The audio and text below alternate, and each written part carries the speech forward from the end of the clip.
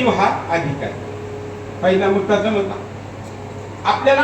अधिकारी कोण, दुसरं आपलं करायचं काय आहे, कृती काय, कृती करायची आहे, देवाच्या दारामध्ये उभा राहायचं आणि शिव शिव वाचे, तोंडाला शिव शिव म्हणायचं.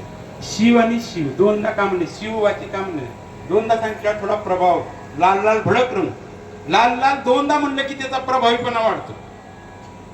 म्हणजे शिव शिव दोनदा सांगितलेलं, शिव शिव वाचे म्हणजे या वाचने शिव शिव. तर ती काय करायची आहे, फक्त आपल्याला देवाच्या दारामध्ये उभा राहून शिवाचं महादेवाचं नाव घ्यायचं.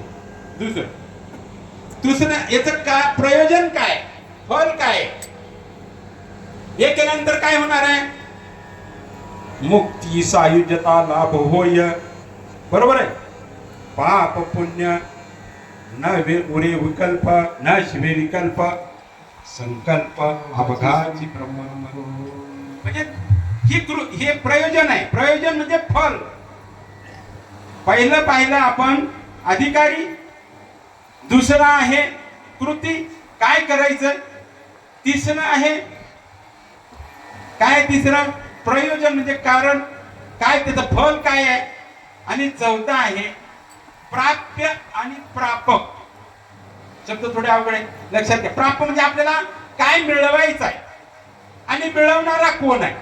प्राप्य म्हणजे मिळवणारा आणि प्राप्य म्हणजे काय मिळवायचं आहे ते मिळवणारा, आणि जे मिळवायचे ते आणि जो मिळवणारा आहे त्यांचा संबंध आहे की नाही. आपल्या नुसतं आपण अधिकार, सामान्य माणूस महादेवाच्या दारात किंवा कोणत्याही देवाच्या दारात